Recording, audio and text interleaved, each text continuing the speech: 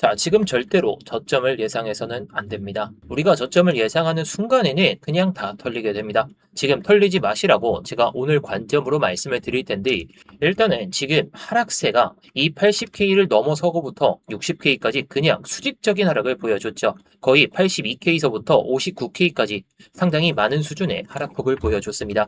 자, 그렇기 때문에 이 상황에서는 올라오기 위한 그 조건이 있는데, 이 조건을 완성하지 못했을 때에는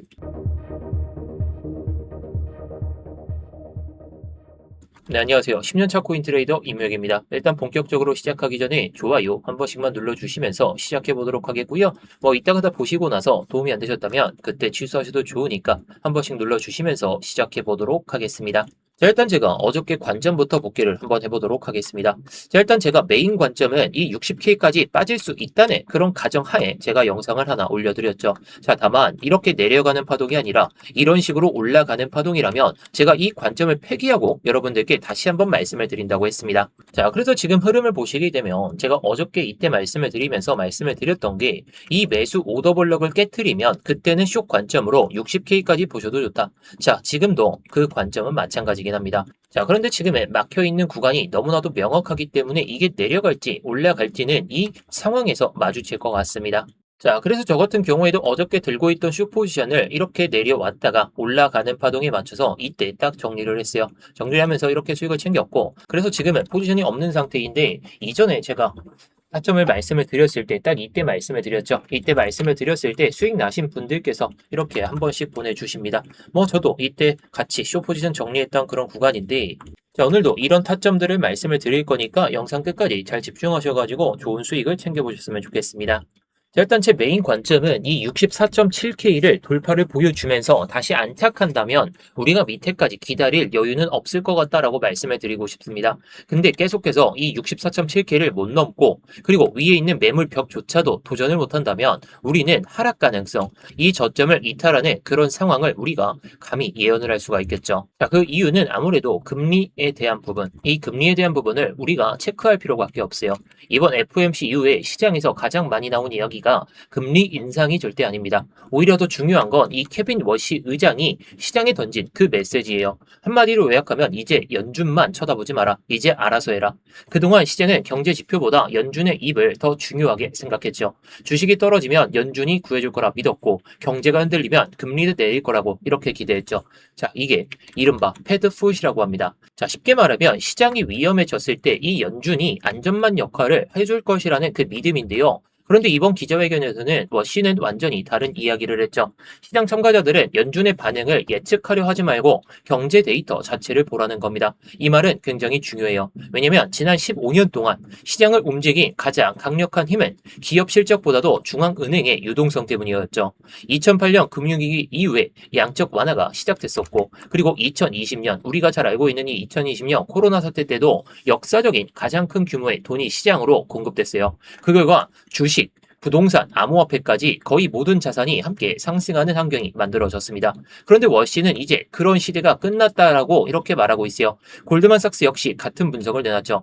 1980년 이후에 이어졌던 이 저금리, 저물가, 세계화 시대가 거의 끝나고 있다는 겁니다. 앞으로는 돈이 아무 곳에나 흘러가지 않아요. 결국에 AI 인프라, 전력망, 에너지, 방산, 제조업 같은 실제 생산성과 연결되는 영역으로 자본이 집중될 가능성이 높다고 봅니다. 결국에 AI, 이거 우리가 요즘에 많이 오른 걸 보고 있죠. 자, 그럼 비트코인에는 어떤 영향을 줄 수가 있을까요? 단기적으로는 정말 나쁜 뉴스다 이렇게 볼 수가 있겠죠. 왜냐하면 비트코인은 대표적인 유동성 자산이기 때문입니다. 시중에 돈이 넘칠 때 가장 빠르게 상승하는 자산 중 하나가 비트코인이죠. 반대로 연준이 시장을 적극적으로 지원하지 않고 유동성이 이전처럼 무한정 공급되지 않는다면 투기적인 자금이 줄어들 수가 있죠. 실제로 최근 비트코인 조정 과정에서도 비슷한 모습이 나왔습니다.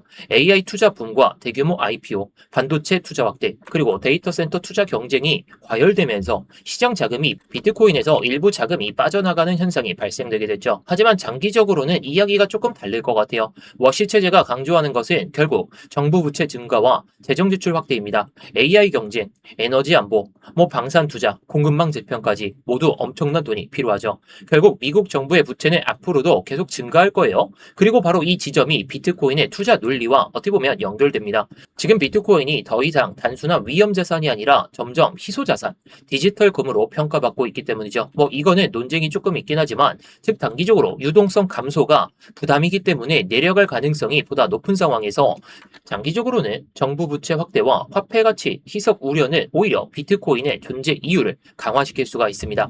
결국 투자자들이 봐야 될 것은 이 워시 체제에서 이 하나만 볼 게 아니라 워시 연준이 말하는 새로운 시대, 뉴 월드에서 즉 쉬운 돈의 시대가 끝나고 선택받은 자산만 돈이 들어오는 시대가 시작되고 있기 때문에 앞으로 시장은 단순히 돈을 풀면서 올라가느냐 내려가느냐 이 문제가 아니라 어디에 돈이 집중되느냐 이게 더 훨씬 더 중요해질 겁니다. 그리고 비트코인이 그 선택받은 자산에 포함될 수 있을지가 앞으로 가장 중요한 관전 포인트가 되겠죠. 자, 그래서 결국에 제가 계속 강조드리고 있는 것 중에 하나가 내려갈 가능성이 보이는 자리는 해당 구간입니다. 이 선을 마주칠 때 정말 마주칠 때 기술적인 반등이 시작될지는 좀 봐야 되겠죠. 뭐 그리고 지금 시점에서는 이게 40K까지도 충분히 빠져나갈 수가 있는 그런 모습인데 일단 종전 합의라는 게 조금 이어지고 있다 보니까 반등 가능성은 보입니다. 하지만 단기적으로 봤을 때에는 이 5월달의 고점과 이 6월달의 저점에다가 이렇게 선을 긋고 봤을 때 이게 64.7K요. 자, 이 236 구간이 64.7K입니다.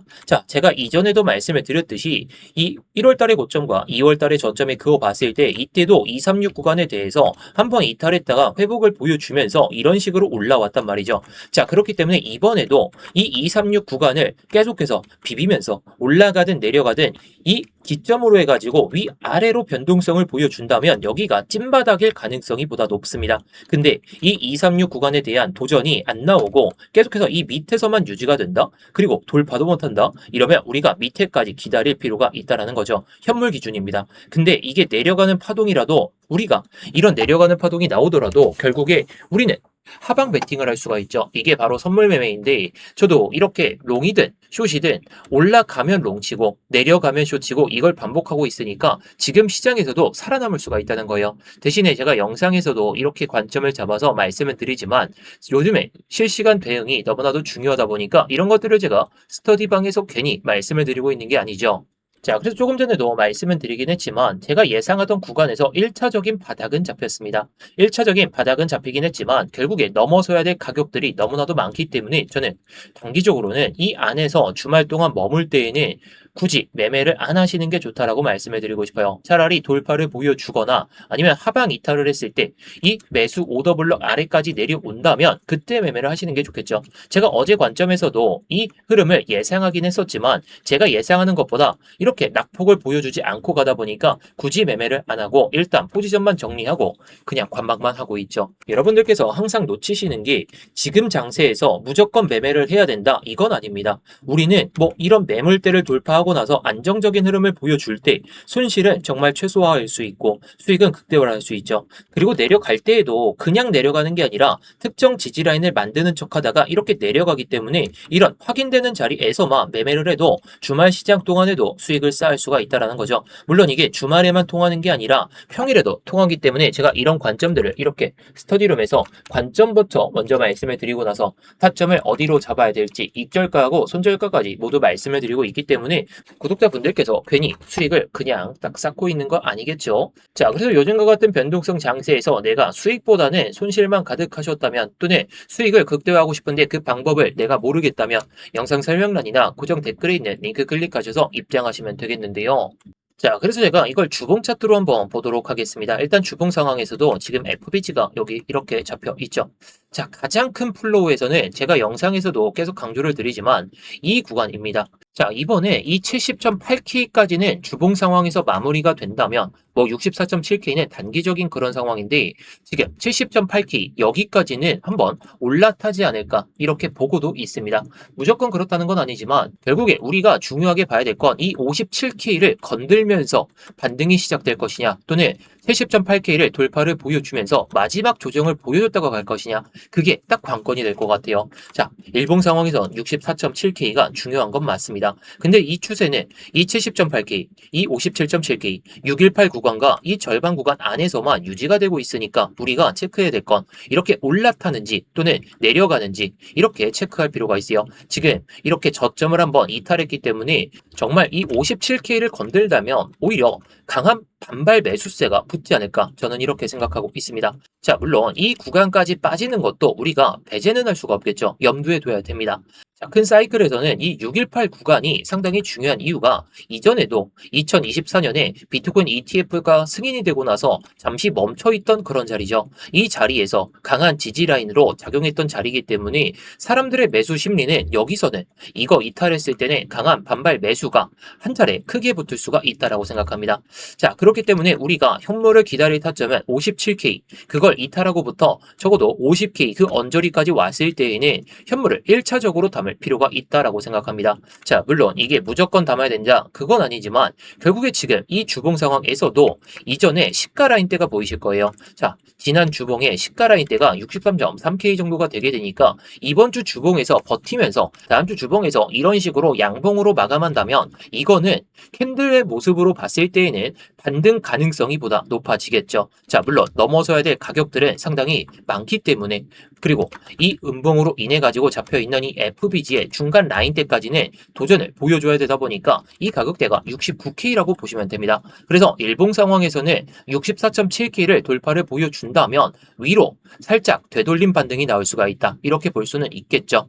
자, 하지만 주봉 상황에서는 적어도 69.2K는 건들고 나서 그 다음에 70.8K 정도 이 정도까지는 넘어서야 되겠죠. 자, 그래서 지금은 매매하기도 애매하고 이게 올라갈 거냐 내려갈 거냐 확실하게 확정 지으면서 매매를 하기에는 너무나도 부담스럽죠. 자, 그래서 지금은 이 상황을 마주치면 그때부터 롱을 칠지 또는 64.3K를 이탈하면서 이런 식으로 빠지는 흐름에 맞춰서 우리가 숏 잡을지 그런 것들은 내일이나 월요일 아침에 결정이 될 것 같습니다. 하지만 중간중간에 단기적으로 수익을 좀 챙기기 위한 그런 전략들 같은 경우에는 제가 영상에서도 관점은 다 말씀을 드리긴 하지만 제가 세부적인 타점 그리고 세부적인 디테일들을 잡아드리기 위해서 이런 것들을 스터디방에서 다 말씀을 드리고 있죠. 자, 그래서 조금 전에도 말씀을 드렸지만 저는 이 상황에서는 매매를 안 하고 오히려 들고 있던 숏 포지션만 정리하고 관망을 하고 있습니다.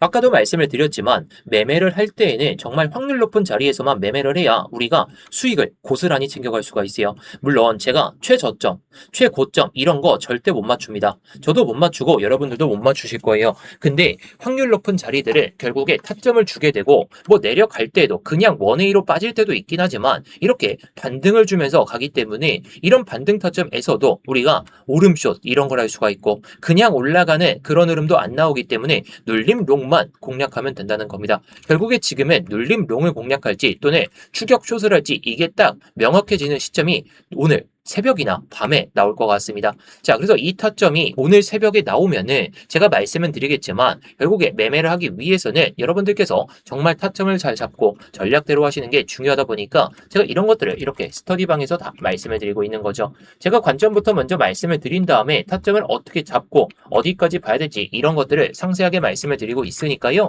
영상 설명란이나 고정 댓글에 있는 링크 클릭하셔서 입장하시면 되겠는데요. 자, 이 링크를 클릭하시게 되면 이 폼이 먼저 보이실 겁니다. 핸드폰으로 보내주신 분들은 바로 문자 보내는 화면으로 넘어가실 텐데요. 거기서 전송 버튼만 눌러주시면 되는 거고요. 컴퓨터로 보시는 분들은 자, 여기 보이듯이 이무역 전문가 나와 있는지 확인하시고 그 다음에 이렇게 실시간 관점 스터디 무료 신청 이렇게 누르신 다음에 스터디방 입장하실 이렇게 전화번호를 남겨주시고 나서 밑에 있는 제출 버튼 이렇게 순서대로 진행하시면 됩니다. 자, 다시 한번 말씀드리지만 모두 무료입니다. 그냥 편하게 들어오신 다음에 마음에 안 드시면 그냥 나가셔도 좋고 정말 타점이 괜찮다 싶으시면 뭐 따라오셔도 좋은 거고요. 자, 구경하면서 뭐 시황 브리핑이나 뭐 타점 브리핑, 뭐 차트 교육이나 이런 것들도 다 보셔도 좋은 거니까 뭐 여러분들이 편하신 대로 원하시는 대로만 잘 얻어가시면 좋을 것 같습니다.